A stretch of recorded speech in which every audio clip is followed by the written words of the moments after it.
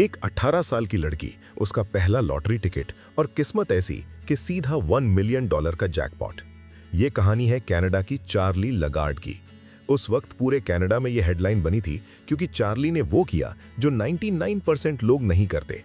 उसने $1 मिलियन का कैश ठुकरा दिया और एक लाइफ लॉन्ग इनकम का रास्ता चुना, जिसे life for a week option भी कहा जाता है। लेकिन क्या वो फैसला एक समझदारी थी या एक बहुत बड़ी फाइनेंशियल गलती? आज इस कहानी की असलियत देखते हैं, बिना किसी मिर्च मसाले के, सिर्फ सच्चाई और रियल नंबर्स के साथ। स्वागत है दोस्तों। चार्ली लगार्ड की कहानी सुनने में किसी फिल्म जैसी लगती है, लेकिन इसके पीछे का हिसाब किताब बहुत ही रियल और थोड़ा हैरान करने वाला है। उसने एक ऐसी स्कीम चुनी जहां उसको हर हफ्ते $1000 मिलते हैं, वो भी टैक्स फ्री। अगर हम कनेडियन डॉलर को इंडियन रुपी में कन्वर्ट करें तो एक कनेडियन डॉलर लगभग 60-62 रुपए का होता है। इसका मतलब उसे हर हफ्ते लगभग 60,000 से 62,000 रुपए की इनकम फिक्स हो गई। 18 साल की उम्र में इतना पैसा। लेकिन जब हम इसे एक इन्वेस्टर की नज़र से देखते हैं तो कहानी थोड़ी बदल जाती है। चलिए सबसे पहले बेसिक सच्चाई देखते हैं। चार्ली को हर साल मिलते हैं 52,000 कनेडियन डॉलर। अगर वो अपना ही जीता हुआ $1 मिलियन कनेडियन वापस पाना चाहती है तो उसको 19 साल और 3 महीने लगेंगे। मतलब 37 साल की उम्र तक वो सिर्फ अपना वही पैसा वापस पा रही है जो उसने 18 साल की उम्र में जीता था।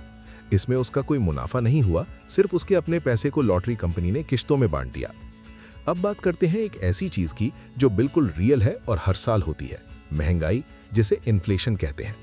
आज जो $1000 कनेडियन की कीमत है, क्या 20 साल बाद भी वही होगी?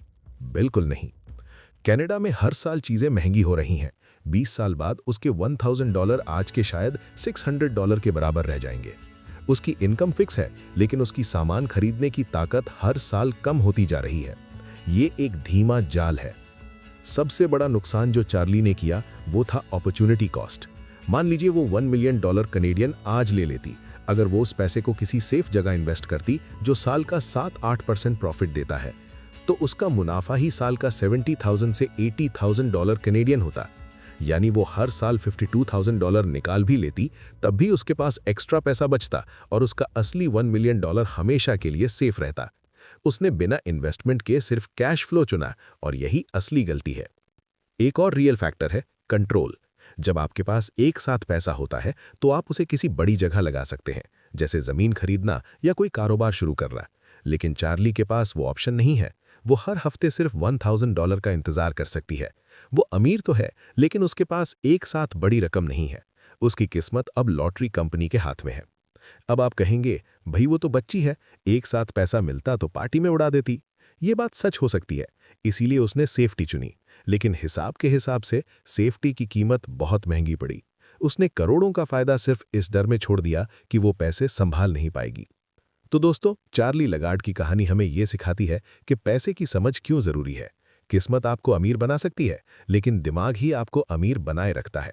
अगर आपको ये एनालिसिस पसंद आया तो प्लीज चैनल को सब्सक्राइब कीजिए। मैं चाहता हूं कि आप लोग अपने पैसों के साथ सही फैसला लें। क्या आप चार्ली की जगह होते तो क्या करते? क्या आप सेफ रास्ता चुनते या $1 मिलियन लेकर उसे बढ़ाते? कमेंट्स में अपनी राय जरूर बताएं। मैं आपके कमेंट्स का इंतजार करूंगा।